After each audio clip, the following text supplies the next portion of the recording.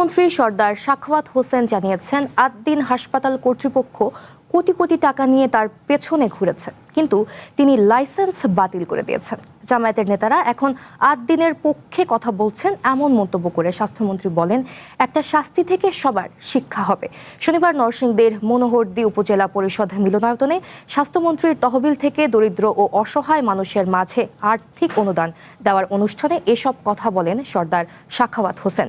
মন্ত্রী জানান, পরীক্ষামূলক কর্মসূচির মাধ্যমে রোগীদের সেবা দেওয়া হবে, যেখানে প্রতিটি ঘরে সরকারের লোক যাবে। তারা প্রাথমিক সেবা দেওয়ার পর প্রয়োজন হলে একজন রোগীকে হাসপাতালে চিকিৎসা নিতে হবে। স্বাস্থ্যমন্ত্রী জানান, চায়নার সহযোগিতায় ৩,০০০ শয্যার ২টি বিশেষায়িত হাসপাতাল করা হবে, যেখানে শিশু ও নারীদের জন্য বিশেষ ব্যবস্থা থাকবে।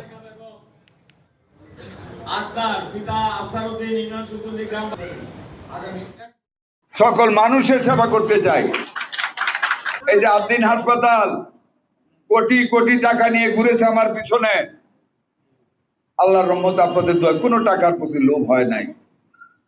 আমার মাননীয় প্রধানমন্ত্রী বলেছেন, আপনি যা করবেন আমি আপনাকে পূর্ণ সমর্থন দিয়ে দেবো। আমি লাইসেন্স বাতিল করে দিয়েছি।